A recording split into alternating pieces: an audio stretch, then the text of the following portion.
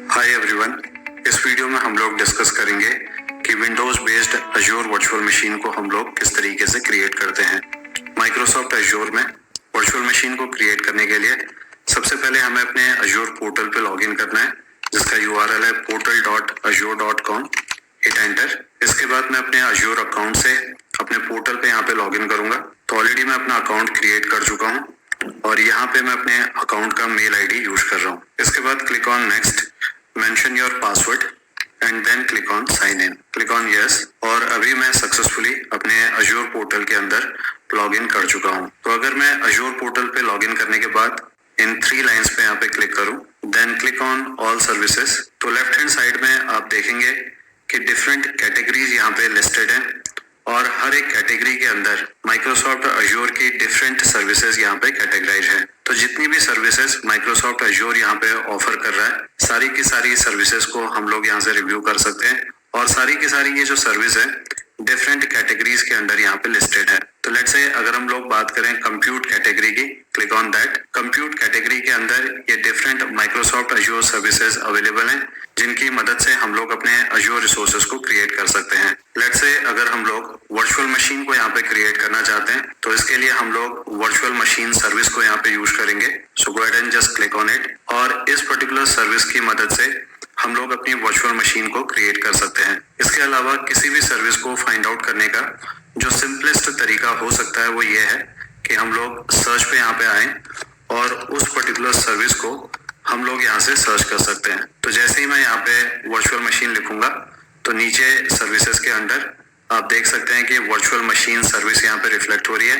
Just go ahead and click on it और ये हमें सेम पेज पे यहाँ पे लेके आएगा। वर्चुअल मशीन को क्रिएट करने के लिए just go ahead and click on create and then click on first option Azure virtual machine. तो इस पे मैं क्लिक कर लेता हूँ। तो जैसे ही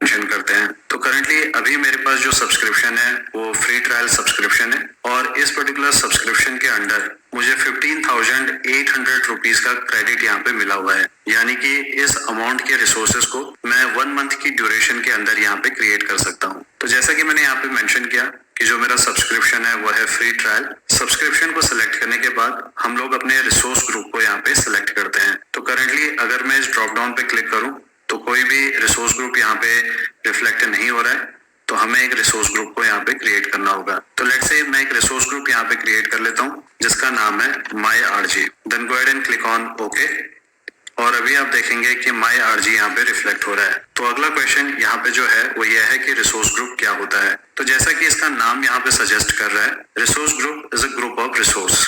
रिसोर्स ग्रुप को अगर हम लोग सिंपल लैंग्वेज में समझे तो इसे हम लोग एक कंटेनर की तरह भी यहाँ पे इमेजिन कर सकते हैं, जो कि हमारे रिसोर्सेज को यहाँ पे लॉजिकली ग्रुप कर रहा है। इसे एक एग्जांपल की मदद से समझने की कोशिश करते हैं। लेट्स से हमारी कंपनी के अंदर 3 डिपार्टमेंट है। पहला है आईटी डिपार्टमेंट, दूसरा है इंजीनियरिंग डिपार्टमेंट और तीसरा है एचआर डिपार्टमेंट। अब यहाँ पे मैं ये चाहता हूँ कि आईटी डिपार्टमेंट के जितने भी रिसोर्सेज हैं उन्हें मैं लॉजिकली ग्रुप कर सकूं, ताकि मुझे ये पता रहे कि आईटी डिपार्टमेंट कौन कौन से रिसोर्सेज यहाँ पे क्रिएट कर रहा है और उन रिसोर्सेज का कितना बिल मंथली बेसिस पे यहाँ पे जनरेट हो रहा है। तो इसके लिए मैं एक रिसोर्स ग्रुप यहाँ पे क्रिएट कर सकता हूँ। लेट्स से मेरे रिसोर्स ग्रुप का नाम है माई आईटी और इस पर्टिकुलर रिसोर्स ग्रुप के अंदर हम लोग केवल आईटी डिपार्टमेंट से रिलेटेड रिसोर्सेज को क्रिएट कर सकते हैं, ताकि हम लोग इजिली आइडेंटिफाई कर सकें कि कौन कौन से रिसोर्सेज आईटी डिपार्टमेंट से रिलेटेड हैं।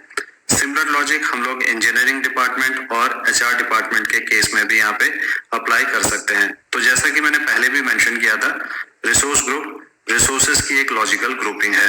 तो यहाँ पे मैंने एक रिसोर्स ग्रुप क्रिएट किया है जिसका नाम है माई आरजी। अब मैं इस पर्टिकुलर रिसोर्स ग्रुप के अंदर एक वर्चुअल मशीन को क्रिएट करना चाहता हूँ। लेट्स से इस पर्टिकुलर वर्चुअल मशीन का जो नाम है वो है VM1। जब भी हम लोग किसी भी रिसोर्स को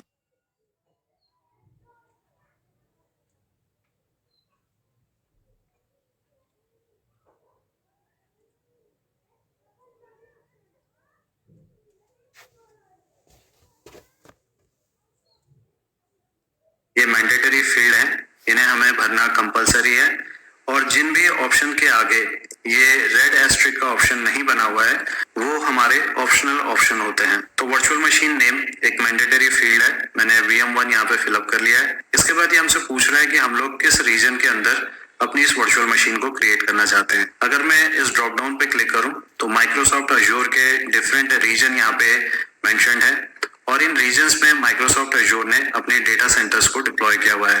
लेट्स से मैं इंडिया में बेस्ड हूँ एंड इंडिया में ही किसी डेटा सेंटर के अंदर मैं अपनी वर्चुअल मशीन को क्रिएट करना चाहता हूँ। तो अगर हम लोग इसे यहाँ पे स्क्रॉल डाउन करेंगे तो आप देखेंगे कि सेंट्रल इंडिया रीजन यहाँ पे रिफ्लेक्ट हो रहा है। इसे मैं यहाँ पे सिलेक्ट कर लेता हूँ। इसके बाद अगला ऑप्शन है अवेलेबिलिटी का। अवेलेबिलिटी ऑप्शन की मदद से हम लोग बेसिकली ये इंश्योर करते हैं कि जो हमारी वर्चुअल मशीन है उसके लिए हम लोग रिडंडेंसी क्रिएट कर सके ताकि हम लोग उसकी हाई अवेलेबिलिटी को इंश्योर कर सके। अवेलेबिलिटी एक डेडिकेटेड टॉपिक है, आने वाली वीडियोस में हम लोग इसे डिटेल में डिस्कस करेंगे और जब हम लोग इसके in and out complete logic को यहाँ पे समझ लेते हैं उसके बाद इसे कॉन्फ़िगर करना यहाँ पे आसान हो जाता है। तो अभी आप देखेंगे कि जब भी हम किसी वर्चुअल मशीन को यहाँ पे क्रिएट कर रहे हैं तो मल्टीपल ऑप्शंस यहाँ पे दिखाई देते हैं। हर एक ऑप्शन अपने आप में एक लॉजिक है। ये हमारे कोर्स का सबसे पहला वीडियो है जहाँ पे हम लोग प्रैक्टिकल को एग्जीक्यूट कर रहे हैं ताकि हम लोग समझ सकें कि माइक्रोसॉफ्ट अजूर पे किस तरीके से काम किया जाता है। लेकिन जैसा कि मैंने मेंशन किया, जितने भी ऑप्शंस यहाँ पे दिखाई दे रहे हैं अपने आप में डेडिकेटेड टॉपिक्स हैं जिन्हें हम लोग आने वाली वीडियोस और माइक्रोसॉफ्ट अजूर के दूसरे कोर्सेज के अंदर भी कवर अप करेंगे। तो अभी के लिए मैं अवेलेबिलिटी ऑप्शन को यहाँ पे एज इट इज ही छोड़ देता हूँ। यहाँ पे मेंशन्ड है no infrastructure redundancy required. Similarly security type पे भी जो डिफॉल्ट सेटिंग यहाँ पे मेंशन्ड है इसे एज इट इज रहने देते हैं। अब ये हमसे पूछ रहा है कि हम लोग अपनी अजूर वर्चुअल मशीन के अंदर किस इमेज को डिप्लॉय करना चाहते हैं। तो इमेज पे आने के बाद अगर मैं इस ड्रॉप डाउन पे क्लिक करूं तो आप देख सकते हैं कि बहुत सारी इमेजेस यहाँ पे अवेलेबल हैं एंड प्राइमरीली इन सारी इमेजेस को हम लोग दो कैटेगरीज में डिवाइड कर सकते हैं। पहली है लिनक्स और दूसरी है विंडोज इमेज। तो लेट्स से ये जो वर्चुअल मशीन अभी मैं क्रिएट कर रहा हूँ इस वर्चुअल मशीन के अंदर मैं Windows server 2022 data centre Azure edition को डिप्लॉय करना चाहता हूँ। तो आप देखेंगे यहाँ पे सेम इमेज अवेलेबल है Windows server 2022 data centre Azure edition. तो इसे हम लोग यहाँ पे सेलेक्ट कर लेते हैं। इमेज को सिलेक्ट करने के बाद जो अगला ऑप्शन यहाँ पे अवेलेबल है वह है VM आर्किटेक्चर का। तो दो ऑप्शन यहाँ पे दिए हुए हैं, पहला है ARM64 और दूसरा है X64। तो बेसिकली ये हमारे प्रोसेसर का आर्किटेक्चर है। अगर हम लोग X64 को यहाँ पे सेलेक्ट कर रहे हैं तो उस केस में मोस्टली सारे के सारे एप्लीकेशन हमारी वर्चुअल मशीन के साथ कंपैटिबल होते हैं। लेकिन अगर हम लोग अपनी वर्चुअल मशीन के अंदर ARM64 कंपैटिबल एप्लीकेशंस को डिप्लॉय करना चाहते हैं तो हम लोग इस पहले ऑप्शन को भी यहाँ पे सिलेक्ट कर सकते हैं। तो करेंटली मैंने विंडोज की इमेज को यहाँ पे सिलेक्ट किया हुआ है और यहाँ पे आप देखेंगे कि ARM64 डिसेबल्ड है। लेट्स से अगर मैं यहाँ पे लिनक्स की इमेज को सिलेक्ट करता हूँ, फॉर एग्जांपल मैं उबंटू को यहाँ पे सिलेक्ट कर रहा हूँ तो उस केस में VM आर्किटेक्चर के आगे दोनों के दोनों ऑप्शन यहाँ पे अवेलेबल हैं। बेस्ड ऑन आवर रिक्वायरमेंट हम लोग आर्किटेक्चर को यहाँ पे सिलेक्ट कर सकते हैं। इसके अलावा ARM64 के बारे में एक और पॉइंट जानना यहाँ पे जरूरी है। जब भी हम लोग ARM64 आर्किटेक्चर को यहाँ पे सिलेक्ट करते हैं तो उस केस में हमें 50% बेटर प्राइस परफॉर्मेंस यहाँ पे मिलता है, यानी कि कम प्राइस में बेहतर परफॉर्मेंस हमें यहाँ पे मिलती है। तो अभी के लिए मैं विंडोज इमेज को यहाँ पे सिलेक्ट करना चाहता हूँ तो इस लिस्ट में आके मैं विंडोज सर्वर 2022 को सिलेक्ट कर रहा हूँ और जब भी हम लोग विंडोज की इमेज को यहाँ पे सिलेक्ट करते हैं तो उस केस में केवल X64 ऑप्शन यहाँ पे अवेलेबल है। ARM64 is not supported with the selected image. अगला ऑप्शन है run with Azzur spot discount. तो जैसा कि हम लोग जानते हैं कि जो भी वर्चुअल मशीन हम लोग क्रिएट कर रहे हैं बेसिकली वो माइक्रोसॉफ्ट अजूर के डेटा सेंटर के अंदर जाके क्रिएट हो रही है। जब भी हम लोग इस पर्टिकुलर ऑप्शन को यहाँ पे सिलेक्ट करते हैं तो उस केस में माइक्रोसॉफ्ट अजूर की जो अनयूज्ड कैपेसिटी है वो डिस्काउंटेड प्राइस पे हमें यहाँ पे मिल जाती है।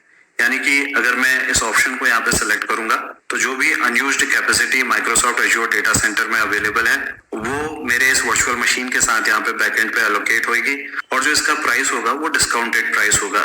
लेकिन जब भी माइक्रोसॉफ्ट अजूर को इस कैपेसिटी की जरूरत वापस से पड़ेगी तो माइक्रोसॉफ्ट अजूर इस कैपेसिटी को वापस ले लेता है। इसके अलावा जो डिस्काउंटेड प्राइस माइक्रोसॉफ्ट अजूर हमें ऑफर कर रहा है उस बेस प्राइस में भी अगर कोई इंक्रीमेंट होता है तो उस केस में भी माइक्रोसॉफ्ट अज्योर बैक एंड में माइक्रोसॉफ्ट अज्योर की जो अनयूज्ड कैपेसिटी हम लोगों को एलोकेट हुई है उसे वापस ले लेता है। तो इस केस में जो हमारी वर्चुअल मशीन है वो या तो शट डाउन हो जाएगी या फिर डिलीट हो जाएगी। वो डिपेंड करता है कि हम लोग कौन सा ऑप्शन यहाँ पे सिलेक्ट कर रहे हैं। तो लेट्स से अगर मैं इस चेकबॉक्स को यहाँ पे सिलेक्ट करता हूँ, इवेक्शन टाइप पे दो ऑप्शन यहाँ पे अवेलेबल है। पहला है कैपेसिटी ओनली और दूसरा है प्राइस और कैपेसिटी। तो अगर हम लोग पहले ऑप्शन को यहाँ पे सिलेक्ट करते हैं तो उस केस में माइक्रोसॉफ्ट अज्योर की जो बैकएंड कैपेसिटी है यानी कि जो एक्सेस कैपेसिटी है वो अगर बैकएंड में अवेलेबल नहीं है तो माइक्रोसॉफ्ट अज्योर जो कैपेसिटी हमारी वर्चुअल मशीन को यहाँ पे अलाइन कर रहा है उसे वापस ले लेगा। सिमिलरली ये जो दूसरा ऑप्शन है यहाँ पे प्राइसिंग भी इंक्लूडेड है। इसका मतलब कैपेसिटी के साथ साथ अगर प्राइस भी इंक्रीज होता है तो उस केस में भी माइक्रोसॉफ्ट अज्योर बैकएंड से एलोकेटेड कैपेसिटी को यहाँ पे वापस ले लेगा। और जब भी माइक्रोसॉफ्ट अज्योर बैकएंड कैपेसिटी को यहाँ पे वापस ले रहा है तो उसे हम लोग बोलते हैं एविक्शन। एविक्शन के दो ऑप्शन यहाँ पे अवेलेबल हैं। पहला है स्टॉप स्लैश डीएलोकेट और दूसरा है डिलीट। तो अगर हम लोग फर्स्ट ऑप्शन को यहाँ पे सिलेक्ट करते हैं तो उस केस में जब भी माइक्रोसॉफ्ट अज्योर बैकएंड कैपेसिटी को वापस ले रहा है तो हमारी वर्चुअल मशीन स्टॉप हो जाएगी। अगर हम लोग सेकंड ऑप्शन को यहाँ पे सिलेक्ट करते हैं तो उस केस में माइक्रोसॉफ्ट अज्योर जब भी बैकएंड कैपेसिटी को वापस लेगा तो उस केस में हमारी वर्चुअल मशीन यहाँ पे डिलीट हो जाएगी। तो ओवरऑल कंक्लूजन यहाँ पे यह है कि जब भी हमें टेस्टिंग और डेवलपमेंट के लिए वर्चुअल मशीन की जरूरत है तो उस केस में हम लोग अज्योर स्पॉट डिस्काउंट को यहाँ पे अवेल कर सकते हैं। लेकिन प्रोटेक्शन के केस में ये रिकमेंडेड नहीं है क्योंकि जब भी कैपेसिटी बैकएंड में अवेलेबल नहीं रहेगी तो हमारी वर्चुअल मशीन यहाँ पे ऑटोमेटिकली स्टॉप या डिलीट हो जाएगी एज पर इवेक्शन पॉलिसी और इससे हमारे प्रोटेक्शन पे इम्पैक्ट पड़ेगा। तो अभी के लिए मैं इस चेकबॉक्स को यहाँ पे अनचेक कर रहा हूँ। इसके बाद हमें अपने साइज को यहाँ पे सिलेक्ट करना है। साइज की मदद से बेसिकली हम लोग यहाँ पे ये स्पेसिफाई कर रहे हैं कि हम लोग अपनी वर्चुअल मशीन के साथ कितनी रैम और कितने वर्चुअल सीपीयू को यहाँ पे असाइन करना चाहते हैं। तो आप देखेंगे मल्टीपल ऑप्शन यहाँ पे अवेलेबल हैं। अगर मैं सी ऑल साइजेस पे क्लिक करूं तो डिफरेंट वीएम साइज यहाँ पे लिस्टेड है। इन वीएम साइज के आगे इनका टाइप यहाँ पे मेंशन्ड है। हर एक टाइप के साथ कितना वर्चुअल सीपीयू यहाँ पे एलोकेट हो रहा है, कितनी रैम यहाँ पे एलोकेट हो रही है, कितनी डेटा डिस्क हम लोग यहाँ पे क्रिएट कर सकते हैं। इसके अलावा जो मैक्सिमम आईओप्स यहाँ पे सपोर्टेड है और साथ ही साथ जो टेम्परेरी स्टोरेज यहाँ पे एलोकेट हो रही है उसका साइज यहाँ पे क्या रहेगा वो सारी की सारी इंफॉर्मेशन यहाँ पे मेंशन्ड है। इन सारे टर्म्स को आगे चल के हम लोग डिटेल में डिस्कस करेंगे जब भी हम लोग स्टोरेज के मॉड्यूल को कवर अप करेंगे। तो इसके आगे आप देख सकते हैं कि कॉस्ट भी मेंशन्ड है यहाँ पे। अगर मैं इस पर्टिकुलर वीएम साइज को सेलेक्ट करता हूँ तो जो मंथली कॉस्ट मुझे यहाँ पे पे करनी होगी वो है 7,452.92 रुपीज। तो ये अप्रोक्सीमेट कॉस्ट है। जनरली वर्चुअल मशीन की जो कॉस्ट है वो आवरली बेसिस पे कैलकुलेट होती है। तो अभी मैं अपनी वर्चुअल मशीन के साथ जिस साइज को यहाँ पे सिलेक्ट कर रहा हूँ वो है D2S_V3 और इस साइज के अंडर मुझे 2 virtual CPU and 8 GB RAM यहाँ पे असाइन हो रही है। साथ ही साथ अप टू 4 डेटा डिस्क तक मैं अपनी वर्चुअल मशीन के साथ एसोसिएट कर सकता हूँ। और जो टेम्परेरी स्टोरेज मुझे एलोकेट होगी वह है 16 GB और जो मैक्सिमम आईओप्स यहाँ पे सपोर्टेड है वह है 3200। तो इसे सेलेक्ट करने के बाद गो ahead and click on select. इसके बाद हमें अपने यूजर नेम को मेंशन करना है। लेट्स से जो मेरा यूजर नेम है वह है संजय के और साथ ही साथ मुझे अपने पासवर्ड को भी यहाँ पे मेंशन करना है। तो जब भी मैं पासवर्ड को यहाँ पे मेंशन कर रहा हूँ तो पासवर्ड की गाइडलाइन को हमें यहाँ पे फॉलो करना होता है एंड बेस्ड ऑन गाइडलाइन मैंने अपने पासवर्ड को यहाँ पे मेंशन कर लिया है। इसके बाद अगला ऑप्शन है इनबाउंड पोर्ट रूल्स का। तो ये बेसिकली एक तरीके का फायरवॉल है जहाँ पे हम लोग ये कॉन्फ़िगर कर सकते हैं कि पब्लिकली हम लोग किस पोर्ट को यहाँ पे ओपन करना चाहते हैं ताकि उससे ट्रैफिक फ्लो हो सके। तो पब्लिक इनबाउंड पोर्ट्स पे मैं यहाँ पे सिलेक्ट कर रहा हूँ allow selected port and selected inbound port पे आके जब मैं इस ड्रॉप डाउन पे क्लिक करूंगा तो मल्टीपल ऑप्शंस यहाँ पे अवेलेबल हैं। तो ये पॉपुलर पोर्ट्स हैं। इनमें से मैं आरडीपी को यहाँ पे सिलेक्ट कर रहा हूँ जो कि है पोर्ट नंबर 3389। तो इस केस में इंटरनेट के थ्रू मैं पोर्ट नंबर 3389 से रिमोटली इस वर्चुअल मशीन के साथ यहाँ पे कनेक्ट हो सकता हूँ। Then go ahead and click on next. यहाँ पे आने के बाद हम लोग अपनी वर्चुअल मशीन की डिस्क से रिलेटेड कॉन्फ़िगरेशन को सेटअप कर सकते हैं। तो पहला ऑप्शन है यहाँ पे ओएस डिस्क का। ओएस डिस्क का मतलब होता है ऐसी डिस्क जिसके अंदर ऑपरेटिंग सिस्टम इंस्टॉल्ड है। तो जो ओएस डिस्क का टाइप है वो बाय डिफॉल्ट यहाँ पे सिलेक्टेड है प्रीमियम एसएसडी। जो भी डेटा इस एसएसडी के अंदर जाके स्टोर होगा वो एनक्रिप्टेड फॉर्म में रहेगा यानी कि कोई अनऑथराइज्ड पर्सन बैकएंड में हार्डवेयर को कॉम्प्रोमाइज करके इस डेटा को रीड करने की कोशिश करता है तो वो डेटा उसे रीडेबल फॉर्म में यहाँ पे नहीं दिखाई देगा। तो ये जो डेटा इंक्रिप्शन हमारी इस डिस्क के अंदर यहाँ पे हो रहा है वो प्लेटफॉर्म मैनेज्ड की मदद से यहाँ पे होगा। प्लेटफॉर्म मैनेज्ड की का मतलब है ऐसी की जिसे माइक्रोसॉफ्ट अज्योर यहाँ पे मैनेज कर रहा है। सिमिलरली अगर हम लोग एडिशनल डिस्क अपनी वर्चुअल मशीन के साथ अटैच करना चाहते हैं जैसे कि D drive, E drive, F drive, ताकि हम लोग एडिशनल डेटा को स्टोर कर सकें, तो एडिशनल डेटा डिस्क को भी हम लोग यहाँ पे अटैच कर सकते हैं। अभी के लिए डायरेक्टली मैं नेटवर्किंग पे यहाँ पे क्लिक कर लेता हूँ और यहाँ पे आने के बाद हम लोग अपनी अज्योर वर्चुअल मशीन से रिलेटेड नेटवर्किंग कॉन्फ़िगरेशन को सेटअप कर सकते हैं। तो अगर हम लोग इसे एक डायग्राम की मदद से समझें तो अभी मैं एक वर्चुअल मशीन यहाँ पे क्रिएट कर रहा हूँ। इस पर्टिकुलर वर्चुअल मशीन का जो नाम है वह है VM1 और इस वर्चुअल मशीन के ऊपर मैंने विंडोज सर्वर 2022 की इमेज को डिप्लॉय किया हुआ है। जैसा कि हमने अपने ऑन प्रेमिसेस एनवायरनमेंट में देखा है कि जो भी फिजिकल सर्वर होता है उस फिजिकल सर्वर का अपना एक नेटवर्क इंटरफेस भी होता है जहां पे हम लोग लैन केबल को कनेक्ट करते हैं। सिमिलरली अगर हम लोग बात करें वर्चुअल मशीन की तो वर्चुअल मशीन के केस में भी यहाँ पे नेटवर्क इंटरफेस है और इसी नेटवर्क इंटरफेस की मदद से हम लोग अपनी वर्चुअल मशीन को नेटवर्क के साथ कनेक्ट करते हैं। तो अभी ये जो वर्चुअल मशीन है जिसे मैं अभी यहाँ पे क्रिएट कर रहा हूँ इसे मुझे किसी नेटवर्क के अंदर भी डिप्लॉय करना पड़ेगा ताकि हम लोग इसे एक्सेस कर सकें। तो यहाँ पे एक नेटवर्क हम लोग बेसिकली क्रिएट कर रहे हैं। लेट्स से ये एक वर्चुअल नेटवर्क है और इस वर्चुअल नेटवर्क का नाम और आईपी एड्रेस रेंज हमें यहाँ पे मेंशन करनी होगी और इसी वर्चुअल नेटवर्क के अंदर मैं अपनी इस वर्चुअल मशीन को डिप्लॉय करना चाहता हूँ। इसके लिए मैं वापस आता हूँ अपने अज्योर पोर्टल पे। तो आप देखेंगे ये है हमारा नेटवर्क इंटरफेस और नेटवर्क इंटरफेस के अंदर यहाँ पे वर्चुअल नेटवर्क का ऑप्शन अवेलेबल है। बाय डिफॉल्ट ऑटोमेटिकली एक वर्चुअल नेटवर्क यहाँ पे क्रिएट हो रहा है जिसका नाम है VM1-VNet। लेट्स से मैं खुद से एक वर्चुअल नेटवर्क यहाँ पे क्रिएट करना चाहता हूँ। So go ahead and click on create new. सबसे पहले मुझे अपने नेटवर्क का नाम यहाँ पे मेंशन करना है। लेट्स से इस नेटवर्क का नाम है VNet1। इसके बाद हम लोग इस वर्चुअल नेटवर्क के लिए एक आईपी एड्रेस रेंज यहाँ पे मेंशन कर सकते हैं। तो बाय डिफॉल्ट एक रेंज यहाँ पे है 10.0.0.0/16। इसे ही हम लोग यहाँ पे रहने देते हैं। इसके अलावा इस नेटवर्क के अंदर हम लोग अपने सबनेट को भी क्रिएट कर सकते हैं। तो लेट्स से मैं एक सबनेट यहाँ पे क्रिएट कर रहा हूँ जिसका नाम है सबनेट1 और इस सबनेट के साथ भी मैं आईपी एड्रेस रेंज को यहाँ पे मेंशन करना चाहता हूँ। तो आईपी एड्रेस रेंज जो मैं यहाँ पे ले रहा हूँ वह है 10.0.1.0/24 और इसी सबनेट के अंदर जाके जो मेरी वर्चुअल मशीन है वो यहाँ पे डिप्लॉय होगी। तो आप देख सकते हैं कि सबनेट में यहाँ पे सबनेट1 सेलेक्टेड है और ये जो सबनेट है हमने VNet1 के अंदर यहाँ पे क्रिएट किया हुआ है और जो भी सेटिंग हम लोग अभी यहाँ पे कर रहे हैं वो नेटवर्क इंटरफेस के लेवल पे यहाँ पे कर रहे हैं। यानी कि जो वर्चुअल मशीन का नेटवर्क इंटरफेस है उसे मैंने अपने इस सबनेट के साथ यहाँ पे कनेक्ट किया हुआ है और ये जो सबनेट है वो VNet1 का पार्ट है। अगर इसे डायग्राम की मदद से समझें तो अभी हम लोगों ने एक वर्चुअल नेटवर्क यहाँ पे क्रिएट किया जिसका नाम है VNet1 और जो इसका आईपी रेंज है वो है 10.0.0.0/16। इस पर्टिकुलर वर्चुअल नेटवर्क के अंदर फर्दर जाके मैंने एक सबनेट को यहाँ पे क्रिएट किया। लेट्स से यह है एक सबनेट और इस सबनेट का जो नाम था वो है सबनेट1 और इस सबनेट का जो आईपी रेंज है वो है 10.0.1.0/24 और बेसिकली ये जो मेरा नेटवर्क इंटरफेस है जो कि मेरी वर्चुअल मशीन के साथ यहाँ पे अटैच्ड है ये नेटवर्क इंटरफेस जाके मेरे इस सबनेट के साथ यहाँ पे कनेक्ट हो रहा है। यानी इस सबनेट के आईपी एड्रेस रेंज में से एक आईपी एड्रेस आके मेरे इस वर्चुअल मशीन के नेटवर्क इंटरफेस पे यहाँ पे कॉन्फ़िगर हो जाएगा। इसके अलावा अगर हम लोग चाहें तो इसके साथ एक पब्लिक आईपी एड्रेस भी यहाँ पे कॉन्फ़िगर कर सकते हैं। तो बेसिकली वर्चुअल मशीन के केस पे दो आईपी एड्रेसेस यहाँ पे असाइन होते हैं। पहला है private IP address. Private IP address इस सबनेट रेंज में से आके असाइन होगा। सिमिलरली अगर हम लोग चाहें तो पब्लिक आईपी एड्रेस को भी यहाँ पे कॉन्फ़िगर कर सकते हैं।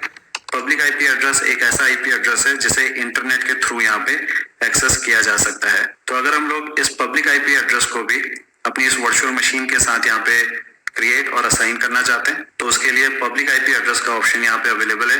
तो एक पब्लिक आईपी एड्रेस यहाँ पे क्रिएट हो रहा है जिसका नाम है VM1-IP और जब ये वर्चुअल मशीन यहाँ पे क्रिएट होगी तो इस नेम के अंदर जाके हमारा पब्लिक आईपी एड्रेस ऑटोमेटिकली यहाँ पे असाइन हो जाएगा। तो तो जब हमारी वर्चुअल मशीन क्रिएट हो जाती है तो उसके बाद हम लोग इसे वेरीफाई करेंगे। बाकी की सेटिंग्स को अभी हम लोग यहाँ पे इग्नोर कर रहे हैं। सेलेक्ट इनबाउंड पोर्ट पे हम लोगों ने पोर्ट नंबर 3389 को अलाउ किया हुआ था ताकि हम लोग इंटरनेट की मदद से अपनी वर्चुअल मशीन के पब्लिक आईपी एड्रेस को पोर्ट नंबर 3389 के थ्रू यहाँ पे कनेक्ट कर सकें। इसके अलावा अगर आप देखेंगे और भी बहुत सारी सेटिंग्स यहाँ पे अवेलेबल है और जैसा कि मैंने पहले भी हाईलाइट किया था, जैसे जैसे हमारा कोर्स आगे बढ़ेगा तो हम लोग इन डिफरेंट ऑप्शंस को भी डिटेल में डिस्कस करेंगे, क्योंकि हर एक सेटिंग अपने आप में एक डेडिकेटेड टॉपिक है और जब तक हम लोग इन कॉन्सेप्ट को डिटेल में नहीं समझ जाते हैं तब तक हम लोग इसे यहाँ पे कॉन्फ़िगर भी नहीं कर सकते हैं। यहाँ पे जो मेरा इंटेंशन है वो ये है कि मैं आपको एक फर्स्ट हैंड एक्सपीरियंस यहाँ पे दे सकूं ताकि हम लोग समझ सके कि माइक्रोसॉफ्ट अज्योर पे किस तरीके से काम किया जाता है। रिक्वायर्ड सेटिंग्स को मेंशन करने के बाद just go ahead and click on review plus create. तो अभी आप देखेंगे कि फाइनल वैलिडेशन यहाँ पे रन हो रहा है। तो ये चेक करेगा कि जितनी भी मैंडेटरी सेटिंग्स हैं हम लोगों ने यहाँ पे प्रॉपरली कॉन्फ़िगर की हैं या नहीं। और जब एक बार वैलिडेशन यहाँ पे पास हो जाता है तो उसके बाद क्रिएट ऑप्शन यहाँ पे इनेबल हो जाता है। So just go ahead and click on create और जैसे ही मैं क्रिएट पे यहाँ पे क्लिक करूंगा तो आप देखेंगे नोटिफिकेशन पे यहाँ पे इनिशियलाइजिंग डिप्लॉयमेंट शो हो रहा है, यानी कि जो हमारी वर्चुअल मशीन है उसका डिप्लॉयमेंट यहाँ पे स्टार्ट हो चुका है। तो ये लगभग 2 से 3 मिनट का समय यहाँ पे लेगा वर्चुअल मशीन को क्रिएट करने के लिए।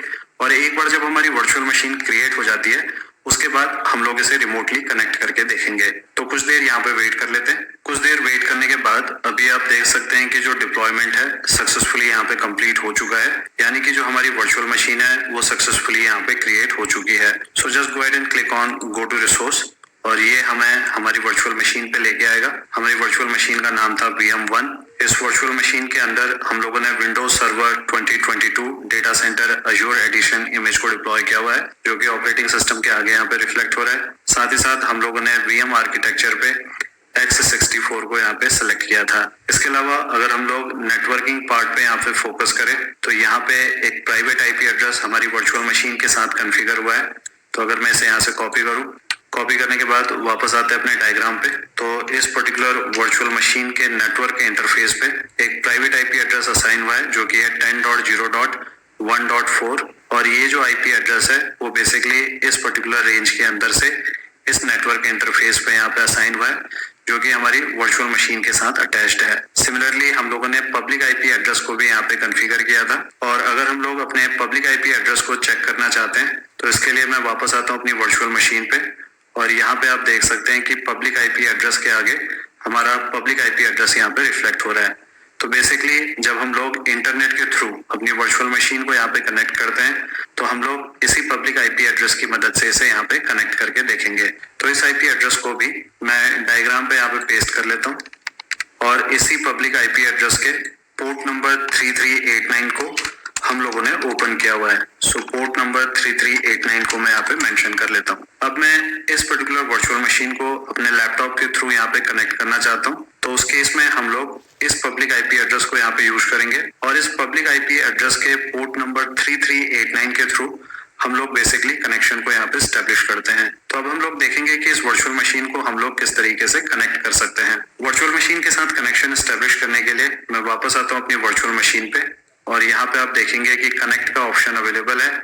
Just go ahead and click on it और यहाँ पे आने के बाद मैंने RDP को सिलेक्ट किया हुआ है और RDP पे अगर आप आईपी एड्रेस पे देखेंगे तो यहाँ पे हमारी वर्चुअल मशीन का पब्लिक आईपी एड्रेस मेंशन्ड है और पोर्ट नंबर पे मेंशन्ड है 3389, यानी कि ये जो कनेक्शन अभी मैं स्टैब्लिश कर रहा हूँ मैं उसे पब्लिक आईपी एड्रेस के पोर्ट नंबर 3389 के थ्रू यहाँ पे स्टैब्लिश कर रहा हूँ। So go ahead and click on download RDP file, then click on it, click on connect. यहाँ पे आने के बाद ये हमसे यूजर नेम के बारे में पूछ रहा है। तो यूजर नेम मैंने मेंशन किया था संजय के, then mention your password and then go ahead and click on okay. और अभी आप देख सकते हैं कि सक्सेसफुली हम लोग अपनी वर्चुअल मशीन के साथ यहाँ पे कनेक्ट हो चुके हैं। एक बार जब हम लोग अपनी वर्चुअल मशीन के साथ कनेक्शन यहाँ पे स्टैब्लिश कर लेते हैं उसके बाद हम लोग इस वर्चुअल मशीन को अपनी रिक्वायरमेंट के हिसाब से सेटअप कर सकते हैं। तो ये था कॉन्सेप्ट जहाँ पे हम लोगों ने डिस्कस किया कि विंडोज बेस्ड वर्चुअल मशीन को हम लोग किस तरीके से क्रिएट करते हैं। आई होप आपको ये टॉपिक समझ में आया हो। मिलते हैं अगली वीडियो में। Thank you.